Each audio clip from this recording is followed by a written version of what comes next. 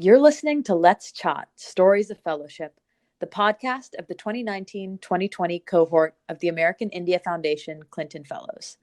We are a group of about 20 young professionals in various parts of the social or development sector in India. I'm Anjali Balakrishna, one of the fellows in this year's cohort, and I'm your host.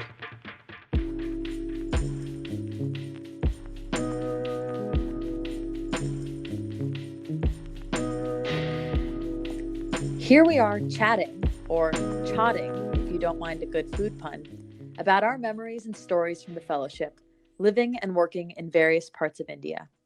The fellowship is a unique opportunity to learn and grow through unexpected challenges, which is made for some interesting stories. Every episode stands alone, with a theme that provides some loose unity, but every fellow interprets the theme in a slightly different way, leaving us with the delicious masala of storytelling. So let's dig in.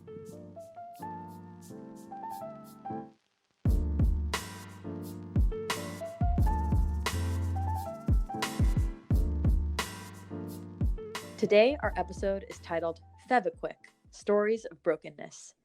Broken expectations, crushed dreams, and shattered hopes. Where do we go from here, and how do we pick up the pieces? Our first story today is brought to you by Ramesh, who worked in Pondicherry with Satya Special School. Her project focused on menstrual health and behavior surrounding it amongst adolescent girls with disabilities and her families. Today, she brings us a story about one particularly volatile, unpredictable experience she had early on in her fellowship. So this was a Friday morning at my office. When I walked in, all I could smell was smoke. My coworkers also noticed the smell, so we all started searching for the cause. And at first, we thought maybe the students in the classroom below our office were doing a science experiment with fire. But it turned out that wasn't true, and so that wasn't the burning smell, and it started smelling a little bit like burning rubber. So then we started checking all the electrical wires in the office, and still we didn't find a source of the fire. So after some time of this, everyone kind of just decided to return back to work and just cover their mouths with their dupatas to avoid the burning smell. So a couple people continue looking for the fire, but I was pretty worried, so I just took my laptop and I moved out to the staircase to do my work. And I was just wondering, how bizarre is this, that this fire in the office, unidentified, is not being taken seriously? Like, we're not evacuating. Maybe some 20 minutes later, I go back into the office to get something from my desk.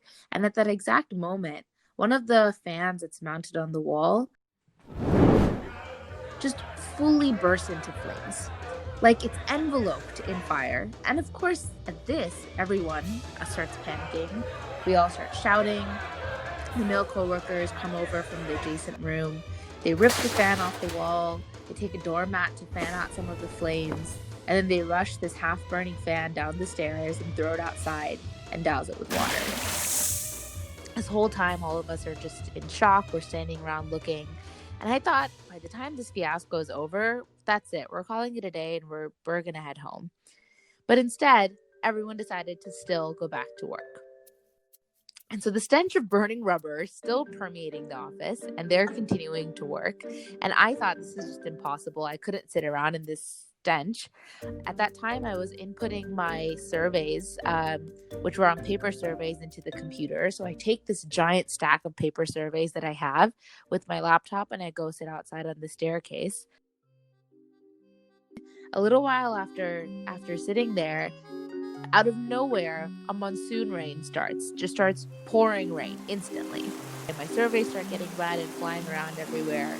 At this point, it's maybe 2:30 in the afternoon, and I think I'm done for the day. It's a Friday. I just have to head home. There can't be anything else happening. So I go inside to get my bag, and I see that my coworkers are also hurriedly packing their things up. So I'm thinking maybe they're all deciding to go home. Instead, someone turns to me and says, "Aren't you coming to the event? How are you getting there?" It turns out that evening, my school was hosting a gigantic talent show with 300 attendees from all over India. It rented out a huge marriage hall for it.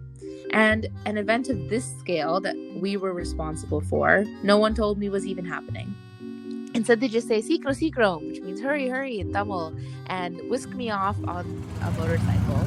We drive I drive on my coworker's motorcycle through the monsoon rains, pouring, to this event, and then spend the next 6 hours till about 8:30 in the evening, helping host this talent show, which had its own slew of things that needed to be figured out. At some point, they even asked me if I wanted to be the MC because they hadn't figured out who was going to MC the event. This is me without knowing much Tamil, and let alone not even knowing that the event was going to happen. So this day is probably the most extreme yet apt example I have for how just unpredictable my experience in Puducherry was. Whatever I could have dreamt my time in India was going to be, I couldn't have fathomed anything like this. I don't know anyone that could. Everything that I thought I knew or I thought I could do well was just promptly and grandly disputed. So, yes, the fan was broken that day, and that's how I remember it. But it was also analogous to how all of my expectations in India have been broken.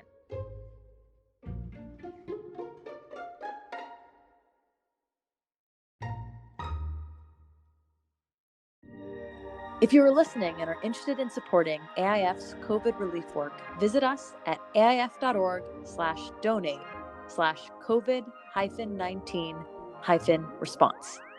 Your donation helps provide personal protective equipment, food, and hygiene supplies for families around India. Check out our website for more information.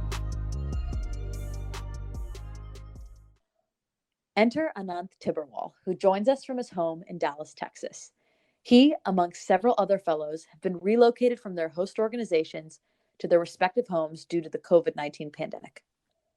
Today, Anant recounts an incident that took place in Bangalore, Karnataka, his newfound home. He works as a project manager at Enable India, and he is working on building livelihoods resources for people with disabilities. He's been living in the city for 7 months now, when he met a stroke of bad luck. I can hear the Bangalore traffic honking and bustling relentlessly as I turn the corner to the street where I live. Preoccupied with my thoughts, I fail to see the danger just up ahead. At once, my foot gives way, and I tumble and fall down to the ground. My foot is throbbing with pain, and when I look down, I see it's twisted at an unusual angle. After months of navigating the city's roads without a hitch, I've been beaten by an ordinary pothole.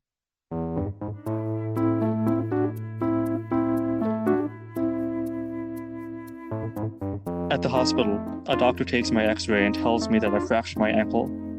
I'm given a comically large cast and sent on my way, back onto the roads again. This is the first time I've broken a bone in my life, and as I begin to hobble towards the nearest auto, the difficulty with which I find this simple task spurs up many thoughts.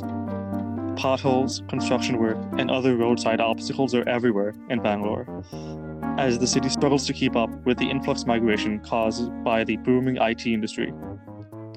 Once a sleepy town popular among retirees, Bangalore has become the fastest growing metropolitan city in the country. The Bangalore traffic is infamous throughout India, and the underdeveloped metro system won't be completed anytime soon. What is clear to me is that the infrastructure here is totally broken, unprepared to handle the number of people in the city. As a temporary resident of the city, I've been able to view the state of infrastructure here with a sense of amusement and curiosity, rather than true frustration, assured by the fact that I only have to put up with it for so long. Of course, my friends and colleagues don't have this luxury. Working in a disability-focused NGO, I've gotten a glimpse of the challenges that people with disabilities have when navigating the city. One of my colleagues, who uses a wheelchair, expressed to me his frustration at not being able to use sidewalks in the off chance that one exists, because they are often uneven or have trees growing in the middle of them. Instead, he is forced to ride down a dangerously busy road with cars and motorcycles swerving by him. People who are visually impaired have trouble crossing the road, as there are no pathways or streetlights that allow them to safely cross. Now that I had to wear a cast, I experienced some of these challenges firsthand. The staircase leading up to my apartment was steep and narrow, so climbing up and down in a cast was an arduous ordeal. Going outside turned from a routine act into a calculated decision, as I would weigh the pros and cons each time to determine whether the physical strain was worth it.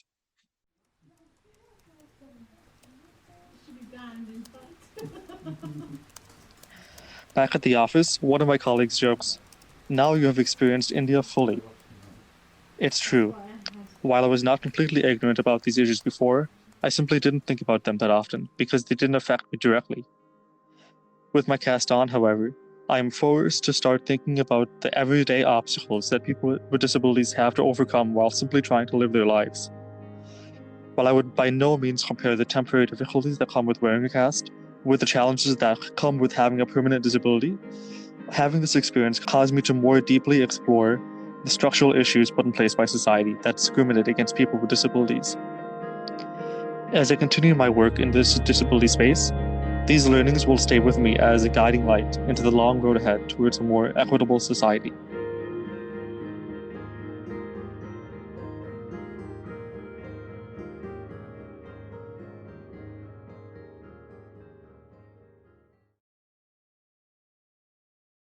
Our next story is from Dominique DuTremble. She's based in Manasar, and her work involves finding possible investments for corporate social responsibility. It's October, a month into her fellowship, and it's her day off. She's helping a friend prepare for a really special occasion. She's looking forward to this after a long week, but right now, she isn't feeling all too well.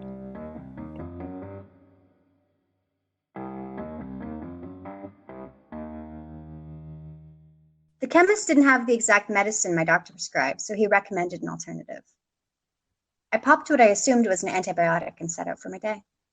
After a month at my host organization, there was zero chance a minor infection could postpone my trip to Lajpat Nagar Central Market. I needed clothes. I needed to help my friend find suitable attire for a wedding. I needed the bustle of the city. And for me, a former urban planner, Central Markets are a favorite destination.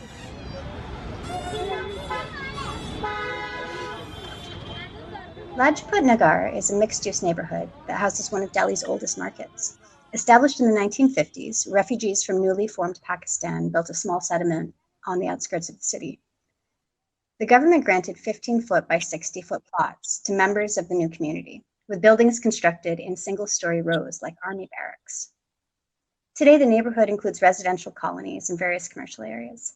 Its central market is known for reasonably priced garments, jewelry, and eateries. The area is still characterized by rows of thin units. Many shops are barely wide enough for two people to maneuver, but are long enough to take you to another time zone. This construction style has been extended to subsequent stories, the result being shops comprised of deep multi-level switchbacks. Urban planners have identified some elements common among popular public places: a continuous edge of shops that one can browse, private places to duck into from time to time, a mix of retail and food options, stores that serve as destinations, as well as businesses trading in fast-moving consumer goods. Lajpat Nagar Central Market has them all, and is indeed popular. When we reach the market, the crowd is so dense that to stand still, we have to fight against the current. Hawkers sell refrigerator covers, reusable shopping bags, nail polish. Widows ask for alms, while stylish men and women move amongst the shops, stopping to make conversation. Street corn and fried everythings scent the air. Dogs sniff at discards, and each other, searching out something fragrant. Colored sand and flowers, vestiges of Rangoli, slowly scatter, destined to merge with the dust passing underfoot. The market is a pinwheel, a kaleidoscope of society. I feel dizzy, in a good way, but also a little nauseous when my friend pulls me into the gown store. The air conditioning provides some immediate relief. I begin to feel better as we make our way through the long, thin halls, each level representing a different quality of garment. When we reach the fourth and final floor, young women sit on tufted stools as exquisite gowns are presented to them for consideration. Mostly future brides shopping for upcoming nuptials, mostly silent, like the store. As my friend waits to be attended, we browse the racks. But another wave of nausea passes through me.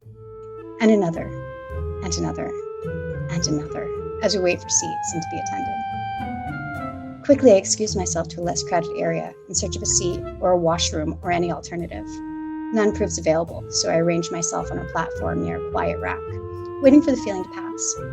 From across the room, I can see my friend being served, identifying dresses to try on.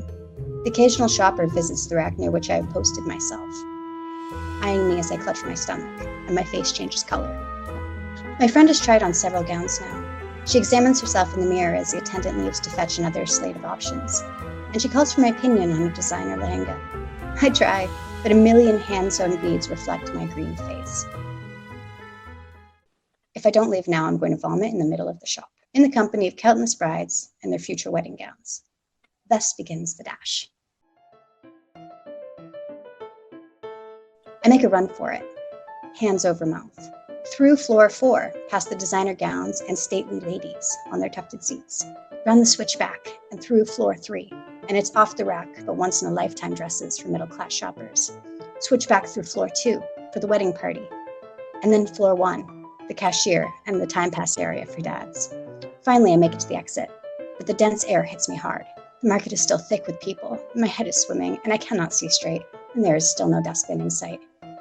Then, in the distance, it appears, an overflowing garbage pile. I reach the drop location just in time.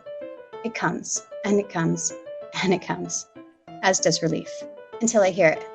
Kya kar rahi ho? Kya kar rahi ho? A woman stands up from behind the trash pile, pointing, still yelling in Hindi and looking angry. My head clears in the moment, and I understand. This is not a dustbin. It is a bin of scraps collected by a kabadiwala for resale purposes. I have puked on a day's labor.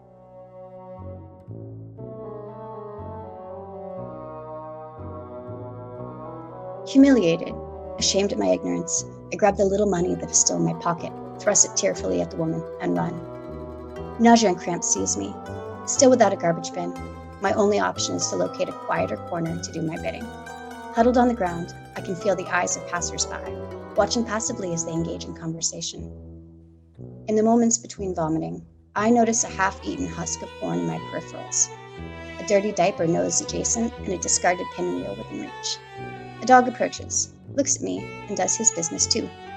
The kabadiwala emerges and places me in her bin. I am broken, but like the Rangoli, I have merged with the marketplace.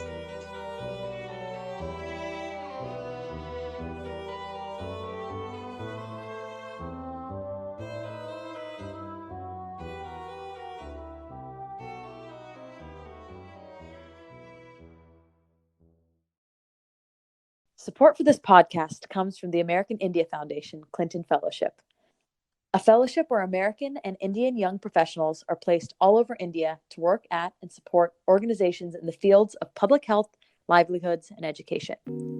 I'm Anjali Balakrishna, your host, and you're listening to Let's Chaat, Stories of Fellowship.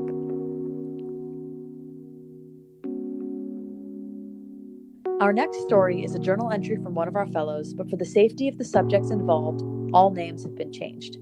Please be advised that this story contains sensitive content regarding child abuse and may be triggering to certain listeners.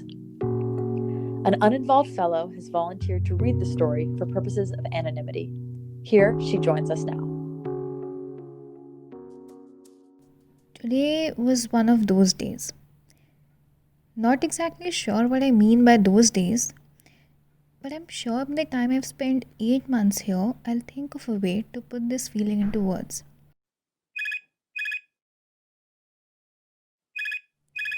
I got a call from Rashmi at around 8:30 am.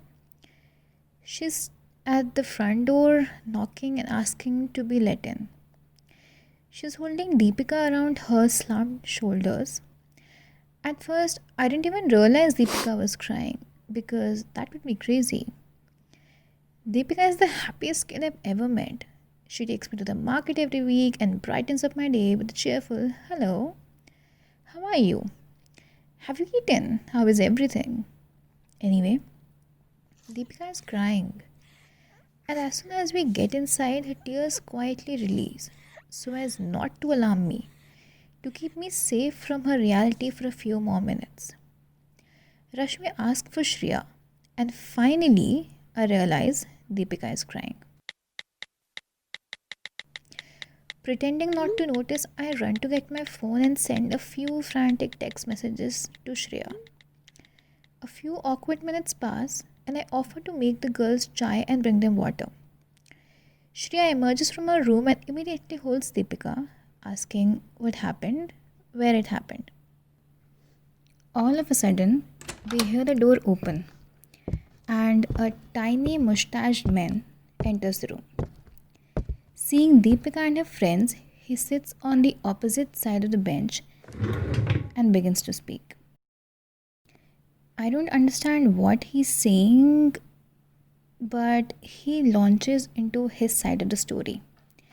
Trying to be an adult, I pipe up. Bhaiya, can you talk after some time? He ignores me, asking the girls if I can understand him. I step away, wanting to give Deepika some privacy. Dad continues his smooth talking, and finally Deepika breaks. Screaming, she chastises him for assaulting her and defends herself. He shouts back, and Rashmi intervenes. They continue on like this for nearly 30 minutes. Rashmi proves to be an excellent mediator and successfully de-escalates the situation. The father finally picks up and goes, leaving Deepika behind in Shreya's arms. Shocked, I emerge from my room. Deepika explains what happened in Hindi.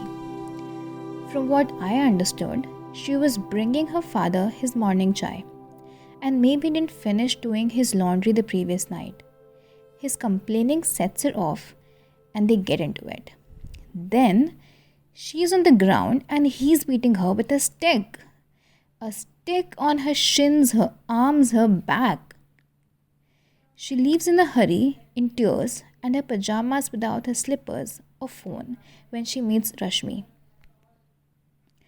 After some time, the absurdity of everything sets in. Deepika does everything for her father. His cooking, cleaning, and even works to support him. She pays her own school fees and books by working.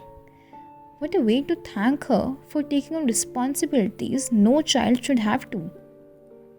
In my head, I want to blame this on some singular, fixable social structure that could one day improve.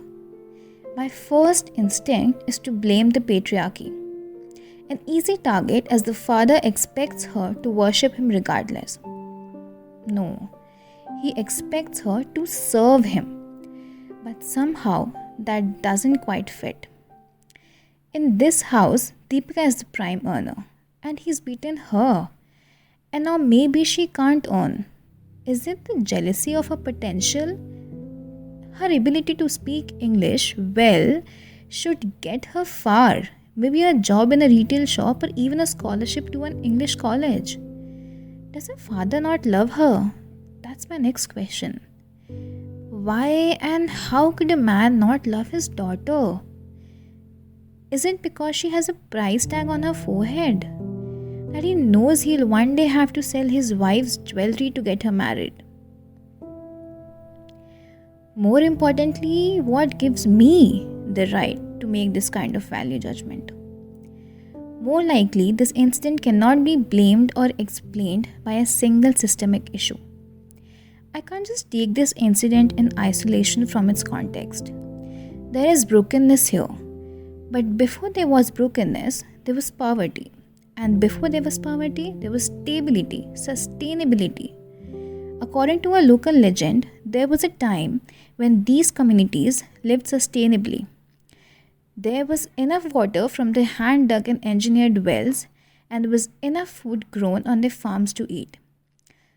Let's not glorify their lives, but they lived without trash-gutted roads. Who can say if men and women were ever equal though? That would be worth investigating. From then to now, technically, per capita income in this village has nearly doubled. People are abandoning their farms to work in factories. Families purchase single-use shampoos and creams and snacks and soaps at their local markets and buy smartphones with data. People's lives seem better. But either way you see it now, there's poverty and brokenness.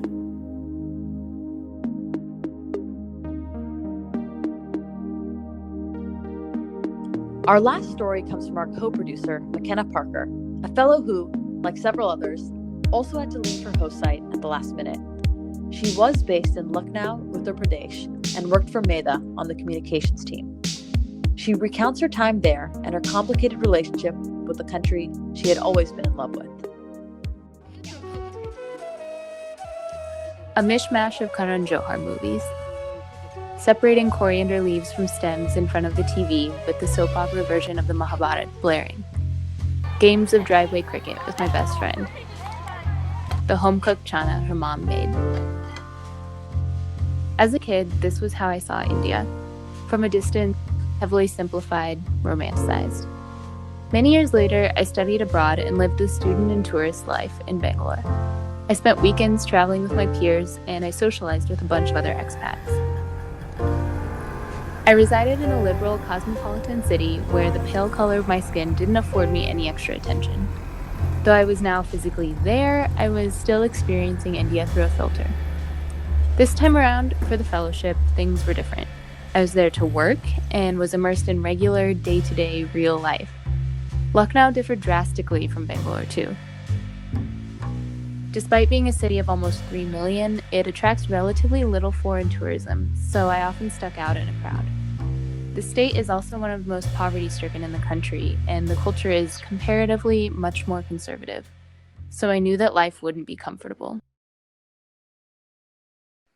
I don't believe I was naive. I had set realistic expectations, and I prepared myself to toughen up. But in October, I had the scariest 13 minutes of my life when my Uber bike driver misbehaved and I couldn't get away from him. That certainly brought an end to whatever was left of any romanticized version of India I had held.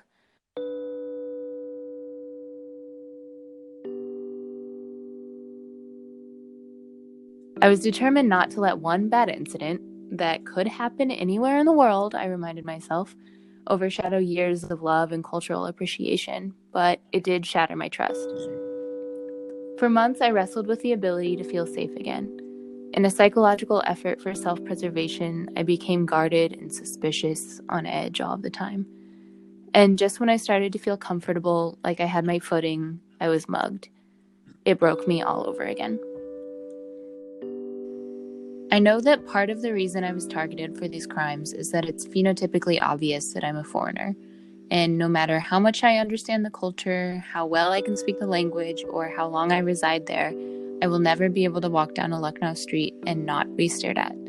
I'll always be seen as, and truthfully feel like, an outsider. As I've grown up, I've learned that relationships are complicated. This applies to relationships with places, too. India has been part of my identity for over 15 years, and I have loved her faithfully. This time around, however, was extremely trying. I continue to love her, but it's complicated. I only had 4 days between the time I decided I had to leave because of the pandemic and my departing flight. I had a lot of packing to do, loose ends to tie up at work, and friends to say goodbye to. It was abrupt, and I was struggling to really feel a sense of mental or emotional closure. My closest friend in Lucknow suggested we take a road trip to Agra, the city of the Taj Mahal. It was so spontaneous and unreasonable and crazy. Leaving after my going-away party at 1 a.m, we arrived at 5:30, right as the gates opened. Seeing the Taj Mahal was a childhood goal and a bucket list item. I had left India in 2017 without having seen it, but assured that I would return to India one day. Now I was leaving and not sure when or if I would ever return. Driving with no sleep, the Lucknow-Agra Expressway was lonely, sprinkled with early morning fog. The Taj Mahal, especially at sunrise, is absolutely stunning. The silhouette of one of the literal wonders of the world stands in front of me, peaceful, stately, bold in its beauty. I'm actually speechless. I stand in absolute awe, soaking it in. My eyes tear up and my chest swells. It's breathtaking. Sitting on the lawn and reflecting, it hits me that the Taj Mahal was built as a gesture of love. I think about the relationships we form with people, with places. I think about my love for India, how over the last few months it has been tested, how it has evolved, and truthfully, how it has persisted. Here I was, loving the most cherished site in India with a dear friend, too. I've been scarred, but not broken. I feel incredibly blessed to have so much love in my life at this moment. The Taj Mahal is also a tomb, a symbol of death, of endings, and of closure. This was my time in India coming to a close. The symmetry of this one last road trip felt just impossibly, beautifully poetic.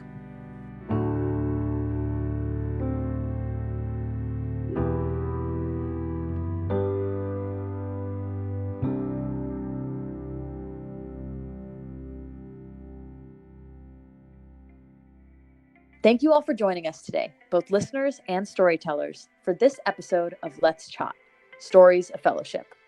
I'm sure by now you've probably wondered why we titled this episode Fevikwik.